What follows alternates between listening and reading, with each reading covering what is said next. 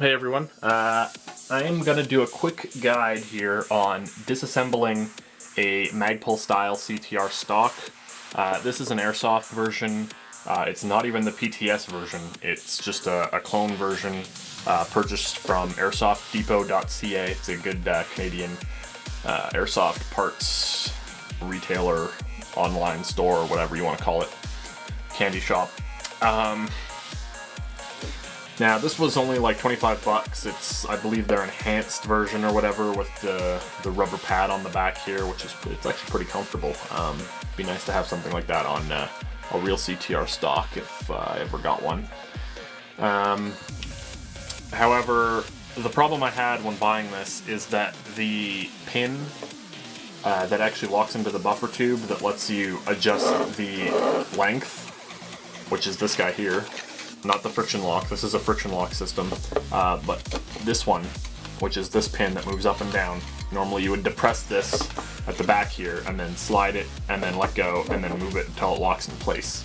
Mine would not lock in place on my buffer tube. The reason why is because the pin that moves up and down inside was not moving high enough into the buffer tube to actually lock into those sockets. So, here's my solution. I'll show it to you after I take everything apart, and then you can, maybe it'll help you out if you're doing the same thing. So first thing you want to do is actually take this lever off. It's pretty easy. You just push down on the back part here, and yeah, there we go. It's kind of awkward to do with a camera in front of me here between me and it. And then that should just come off. There's these two little indents here and the holes. That's basically all that holds it in place. Put that piece aside for now. Next up, you want to take off your friction lock part here, which is pretty easy. Take a punch or whatever and punch this pin out here. I don't have a proper punch or a size or whatever, so just use whatever works.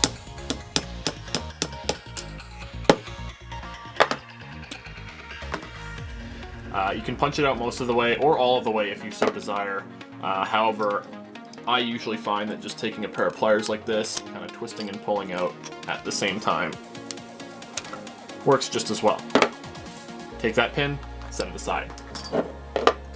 Now, to get this off, pull it down like you normally would, and then you can pull the front end down, and then you can kind of pull the whole thing downwards and out. So you want to take it down, and then the front down, and then the front can come all the way down and then out. And the reason you need to watch that is there's this little pin here. Okay, so right on that side and right on that side. That pin holds the spring inside of the large pin that actually hooks into the buffer tube, and it also holds this this side pin that protrudes on either side, the bigger one, in place. So when you take this pin out, have a finger over this hole so that basically the spring doesn't shoot out and, like, I don't know, take an eye out or whatever. So be careful with that.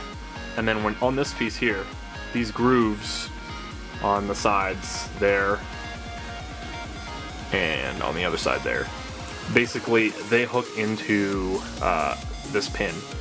So when you're putting it together, those basically hook in like that. Anyway, take this piece here, set it aside for now. Don't need it anymore. And then this little pin here that I showed you just now, you can just tap out with a hammer a little bit. It's not in there very steadily, or very sturdily. It's not even a word. Then cover this hole with your finger or whatever, like I said, and then you can actually just pull this pin out with your fingers or pliers or whatever. So that one goes away for now. And then you can actually just turn your stock right side up, and the pin, well, most of the pin and the spring will fall out. So take the spring, put that aside for now.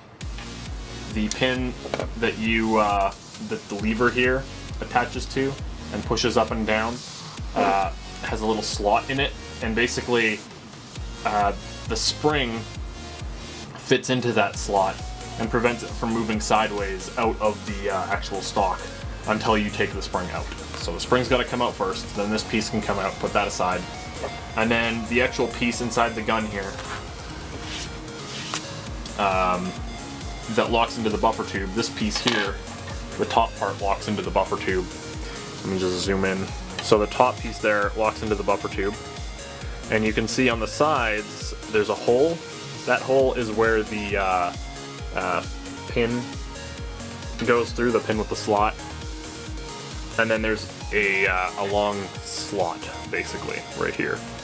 To fix my gun, or to fix my stock here, what I did is I dremeled this end in that direction. And basically that lengthened the slot, which allowed the pin that holds the spring in to sit lower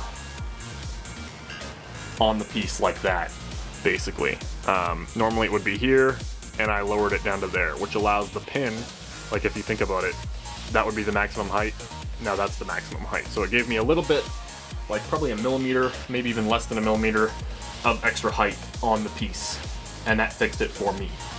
So, that's how you disassemble this. To put it back together, you basically do it in the same order. If you want, you can take this piece here, and you can take the metal part out, and you can actually do that fairly easily here. The way that works is these two pins at the front here kind of hook in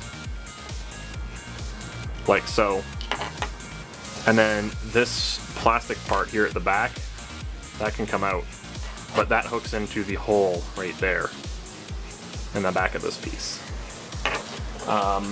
So you can take that all apart if you want. You could probably put some stuff in here, or maybe even modify this metal piece so that your friction lock works better by clamping it shut or something like that. But yeah, so yeah, put it together in the reverse order and you're good to go. So hope this helps. Thanks for watching.